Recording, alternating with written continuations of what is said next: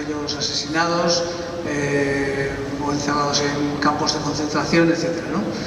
Y esto será, digamos, el motivo principal de la huida. Y van a parar a Francia no a un lugar de acogida, sino aquí he titulado La triste acogida de Francia, porque en realidad Francia no hizo una acogida de ese medio millón de personas que pasó hacia allí, sino que fueron de par en par y disparaban para hacernos callar. Yo me escondía para no mirar. Algunos rezaban. Perdimos la noción del tiempo, de la situación, de todo. Cuando llegamos a Buchenwald, nuestro transporte estaba lleno de muertos, de locos, de heridos, y todos teníamos llagas en la cara y los ojos. Antonio Machado y su propia madre, que son unas de las víctimas, una de esas 30.000 víctimas de ese exilio, de esos primeros meses de exilio. En Saint-Cyprien, por ejemplo, una de las playas se llegan a amontonar 120.000 personas.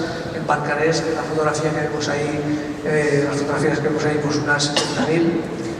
Mi padre era teniente del ejército republicano, pasó herido en una pierna, primero fue a parar a un barco hospital en Marsella, después fue a parar a Saint-Cyprien, a uno de sus campos, y después iría a parar al campo de Gurs, cerca de la otra parte de Francia, cerca del Atlántico.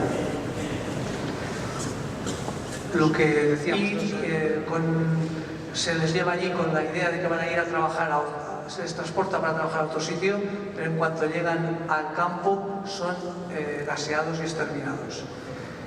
Curiosamente, fijaros, el método que se va a emplear es la experiencia que han sacado de los centros de eliminación de minusválidos. Y quienes van a dirigir esos campos, en principio, van a ser médicos que han estado exterminando minusválidos en los centros de eutanasia. Por tanto, curiosamente, quienes dirigen centros de muerte son médicos.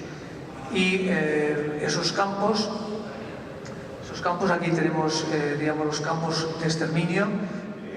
De todos ellos, solo uno sobrevive toda la guerra, que es el campo de Auschwitz.